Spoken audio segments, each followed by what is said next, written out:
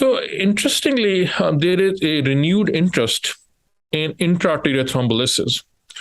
Obviously, when endovascular treatment for acute ischemic stroke was first initiated, it initiated with intra-arterial thrombolysis, meaning it was simply putting a microcatheter and injecting thrombolytic medication into the clot.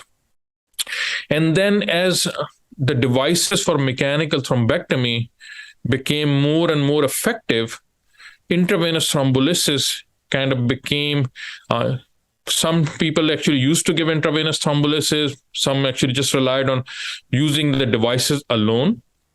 But now there is actually new data coming in that when patients actually get mechanical thrombectomy, there's two groups of patients. So one actually have no recanalization despite multiple efforts with mechanical thrombectomy.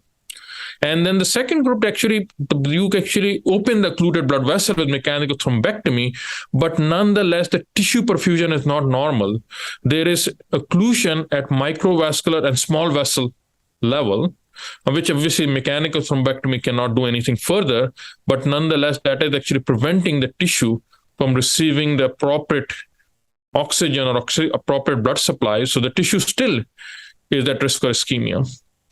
And now the thought process is that maybe we should combine them together. So we do the mechanical thrombectomy, and we also do intra-arterial thrombolysis at parts of the procedure.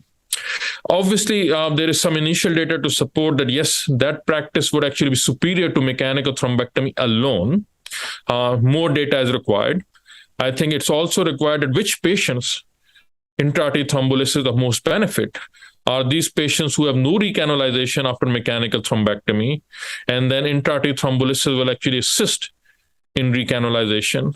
Are these patients who have recanalization of mechanical thrombectomy, but the results are suboptimal, and there is still a risk of tissue ischemia because the microvessels and small vessels have not recanalized?